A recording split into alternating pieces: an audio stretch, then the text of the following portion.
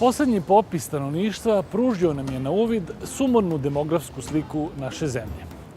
Stanovništva je sve manje, a nestaju i čitava sela koja su godinama bila glavni izvoznici radne snage, ali i hrane. Istočna Srbija jedno je od područja gde mnoga sela nestaju sa mape. Za te mrežu priča Bobana Trajkovića.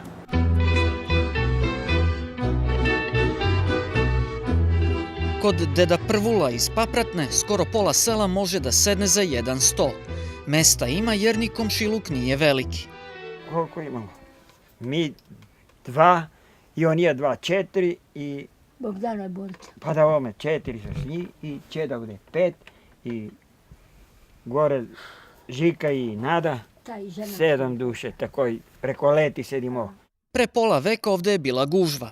U svoje najbolje vreme, početkom 60-ih godina, Papratna imala nešto više od 500 stanovnika, a kuće su bile obeležene brojevima do 101. Danas je tek po koja kapija otvorena ispred dvorišta i to uglavnom leti. Sa prvim snegom selo opusti jer se preostali meštani povlače u obližnji Knjaževac. Preko zime dole, a leti ovde si dolazimo tu deka i kad ima šljive, kad ima ovo, tako radimo. Otišlo po ova mladinja, dok bile fabrike, sve otišlo dole radelo i napravljali kuće, stari sedeli ovdeka i kuj kako ne stanjuje. Ne može, oni odlazi on dole i kuće se zatvaraju. Nema ko da rade i manje. Ma ovde nema ko ni da radiš i manje. Papratna je udaljena oko 25 km od grada. Poslednjih 7 km do sela nikada nije ni asfaltirano. Put kojim se sve ređe ide vodi kroz živopisnu klisuru koju planinski potoci s proleća često znaju da poplave. Ovuda se najčešće vozilo u jednom smeru, od Papratne ka boljem životu na nekom drugom mestu. Opština Knjaževac je vrlo specifična opština. Vi znate da je ona teritorijalno isto jako velika, da vlada bela kuga, da je jako retko naseljena, da ima 86 sela, odnosno grad, i 85 sela. Od tih 85 sela već postoji jedno selo sa 0 stanovnika i postoji još nekoliko sela koja tokom zime imaju 0 stanovnika, znači ostalo je par staračkih domaćinstava. Sa staroplaninskih sela iznad Knjaževca pruža se najbolji pogled na sumornu demografsku sliku istočne Srbije. Ovo područje je jedno od najteže pogođenih depopulacijom. Opština Knjaževac je između dva poslednja popisa ostala bez više od 5000 stanovnika, a oko 3000 ih je živelo na selu. 2002. smo imali 37.000 stanovnika, sad imamo nešto manje od 31.000, znači oko 750 stanovnika godišnje. To je proces koji traje od 1948. godine. Prema tom prvom posleratnom popisu opština Knjaževac je imala 68.000 stanovnika, od toga je 7.000 živelo u gradu. 61.000 je živela u tih 85 sela. Za pola veka gotovo je prepolovljen broj stanovnika opštine, a sela su gotovo ispražnjena. Nekoliko razloga je dovelo do toga. Mi imamo negativan prirodni priraštaj koji je jedan od najnižih u Srbiji. Prema poslednjem popisu je bio minus 14 promila. Drugi razlog je migracija iz sela u grad. Vrhunac migracija bio je početkom 80-ih, kada je Knjaževac bio jedna od 3 opštine sa najvećim privrednim rastom u Jugoslaviji. Na hiljade ljudi je ostavljalo motiku i odlazilo u grad da radi u fabrikama kao što su IMT, Džervin i Leda. Većina fabrika više ne radi, ali su ljudi ostali da žive u gradu. 90. godina prošlog veka prestale su migracije iz sela u grad, ostalo je staro stanovništvo u selima, a stanovništvo koje je u Knjaževcu počelo je da migrira u veće centre kao što su Niš, Zaječar, Beograd. Sa prosekom od 48 godina, Knjaževčani se ubrajaju u najstarije stanovnike Srbije. Opština je 4. po veličini u zemlji, a u selima oko grada živi još oko 12.000 ljudi, uglavnom staračkih domaćinstava. Ta naša teritorija deli možda, to znate, na 3 predeone kulturološke celine, na Zaglavak, Timok i Budžak. 15 sela pripadaju Budžaku. Budžak je planinski trougao između Knjaževca, bugarske granice i opštine Pirot. Neki kažu da je ovo kapija Stare planine, iako sama reč Budžak upućuje na nešto drugo.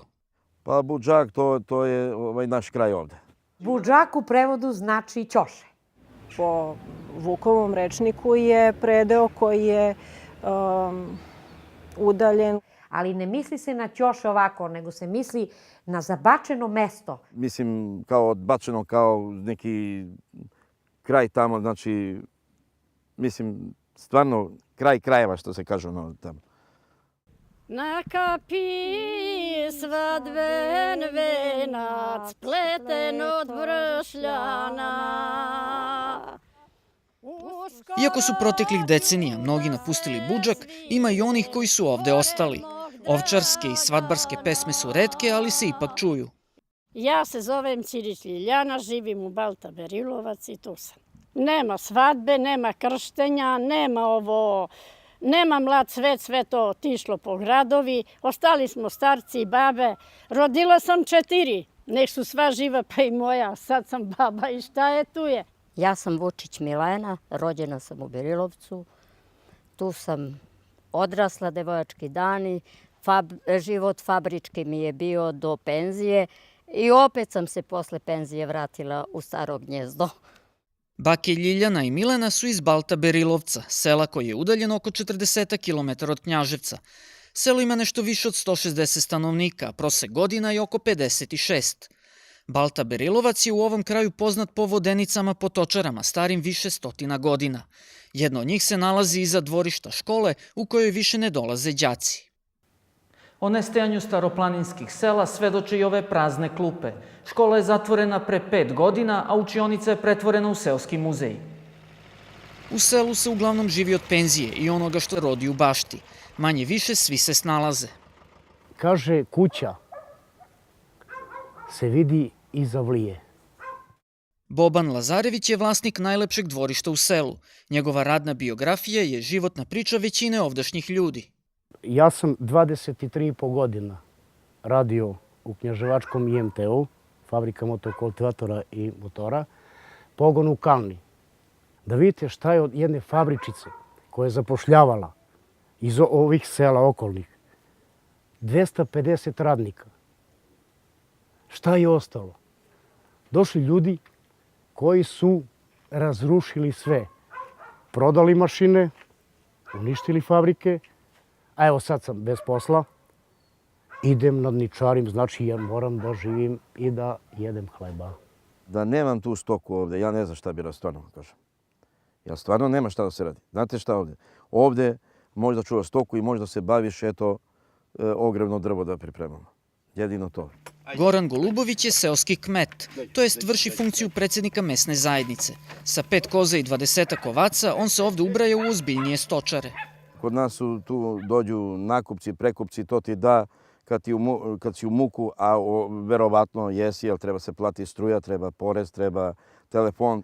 On ti da, bre, evo, pre neki dan mi čovjek priča tu, bre, 2 ovce dao za 5.000 dinara. Pa gde je to, bre, ljudi ima?